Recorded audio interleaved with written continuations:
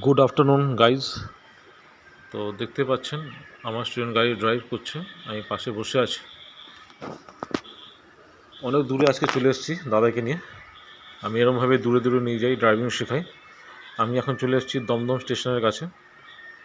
ইছাপুর থেকে শুরু করেছিলাম ড্রাইভিং, তো দমদম স্টেশনের সামনে চলে এসেছি। আমরা দমদম স্টেশনের পাশ থেকেই বেরোবো।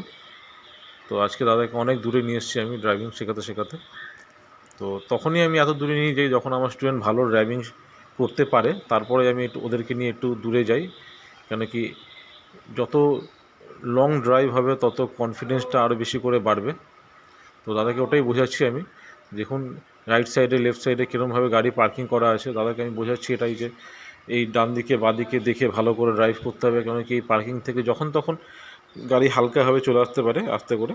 তো এগুলোকেও ফলো করতে হবে, শুধু গাড়ি সোজা চালালে হবে না, ডান দিকের বাঁ দিকের ওয়ারভিএমগুলোকেও ফলো করতে হবে। তারপরে মাঝে মধ্যে হর্ন মারতে হবে, কেন কি এই গাড়ির পাশ থেকেও কেউ চলে আসতে পারে হঠাৎ করে।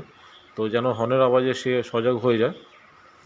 তো দেখুন আমরা চলে এসেছি অনেক দূরে, আর এই রাস্তাটি সোজা চলে যাচ্ছে এয়ারপোর্টের দিকে।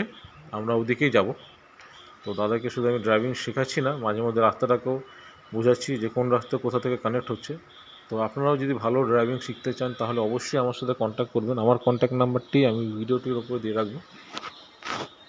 আর যারা এখনও আমার চ্যানেলটি সাবস্ক্রাইব করেনি তারা প্লিজ বিকাশ কার ড্রাইভিং চ্যানেলটি সাবস্ক্রাইব করে নেবেন, যাতে আমার নতুন ভিডিওগুলো আপনাদের কাছে ইজিলি আসতে থাকে। আর যদি আপনাদের ড্রাইভিং রিলেটেড যদি কোনো কোশ্চেন থাকে অবশ্যই আমাকে ফোন করে জিজ্ঞেস করতে পারেন। আর যদি কোনো ভুল ত্রুটি হয়ে থাকে সেটাও আমাকে ফোনে বলতে পারেন বা মেসেজ করতে পারেন, তাহলে আমি চেষ্টা করবো সেটাকে শুধরাবার। তো দেখুন এখন গাড়ির স্পিড মোটামুটি 40 to 50। দাদা খুব ভালো ড্রাইভ করছে। আর একটা খুব ইম্পর্টেন্ট কথা, আপনারাও ভালো করে ড্রাইভিং করবেন। আর হট করে এরকমভাবে ভিড় রাস্তায় চলে আসবেন না, আগে লোকালের মধ্যে ফাঁকা জায়গায় ভালো করে প্র্যাকটিস করবেন। আর তারপরে কোনো এক্সপার্ট কাউকে নিয়ে একবার দুবার বাড়ির বাইরে দূরে একটু লং ড্রাইভ করবেন, তারপরে দেখবেন আপনারা নিজেরাও বুঝতে পারবেন কীরকমভাবে রাস্তার মধ্যে সিগন্যালের মধ্যে মেনটেন করে গাড়ি চালাতে হয়। একা একা ভুলেও আসবেন না, এক্সপার্টকে সাথে নিয়ে দু একবার আসবেন, তারপরে নিজেরা যদি কনফিডেন্স লেভেলটা বেড়ে যায় তারপরে আপনারা একা আসতে পারে। তো এখন আমি দাদাকে একা ছাড়ছি না, আমি পাশেই বসে আছি, কিন্তু আমি কোনো কথা বলছি না দাদার সাথে।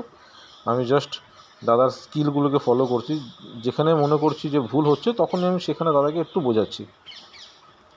তো দাদা ফুল কনফিডেন্স নিয়ে গাড়ি চালাচ্ছে। অনেক দূর চলে এসেছি আমরা। দেখুন ইছাপুর থেকে দমদম স্টেশন ক্রস করে এবার এই রাস্তাটা সোজা চলে যাচ্ছে এয়ারপোর্টের দিকে। তো আমরা সেই এয়ারপোর্ট ক্রস করেও বেরোবো। অনেক লং ড্রাইভ হচ্ছে আজকে দাদার। তো আমি ভিডিওটা খুব ছোট ছোট করে আপনাদেরকে দেখাচ্ছি, অত লং ভিডিও তো সম্ভব না দেখানো। তো সামনে এয়ারপোর্টের ক্রসিং, ডান দিক দিয়ে সব গাড়িগুলো এয়ারপোর্ট থেকে বেরোচ্ছে। দাদা সিগন্যালে কি সুন্দর দেখুন গাড়িটি দাঁড় করিয়ে দিয়েছে, সামনে একটি গাড়ি আছে। তো যখনই সিগন্যালে গাড়ি দাঁড় করাবেন তো সামনের গাড়ির চাকাটাকে ফলো আপ করবেন, যতক্ষণ পর্যন্ত তার চাকা দেখতে পাচ্ছেন তখনই স্টপ করে দেবেন। চাকা দেখতে না পারলে নিজের গাড়ি স্টপ করে দেবেন, যতক্ষণ চাকা দেখতে পাচ্ছেন ততক্ষণই সামনে যাবেন। দেখুন দাদা আবার সিগন্যাল থেকে গাড়ি ড্রাইভ করে নিয়ে চলে যাচ্ছে। এই রাস্তাটি সোজা চলে যাচ্ছে বিরাটির দিকে। আর লেফট সাইডের রাস্তা যদি আমরা যাই তাহলে সেটা যাচ্ছে বেলঘড়ি এক্সপ্রেস হয়ে সোজা দক্ষিণেশ্বরের দিকে। তো আমরা এখন লেফট সাইডের রাস্তাটা ইউজ করছি। এই রাস্তা সোজা চলে যাচ্ছে দক্ষিণেশ্বরের দিকে। তো আমরা দক্ষিণেশ্বর যাব না, আমরা তার আগে ডান দিকে রাস্তা দিয়ে আমরা কল্যাণী হাইওয়ের দিকে চলে যাব। রাস্তা দেখুন অনেক দূরে দূরে যায়, আপনারা রাস্তায় কখনো হারাবেন না যদি ঠিক করে ড্রাইভ করেন। তো থ্যাংক ইউ ফর ওয়াচিং।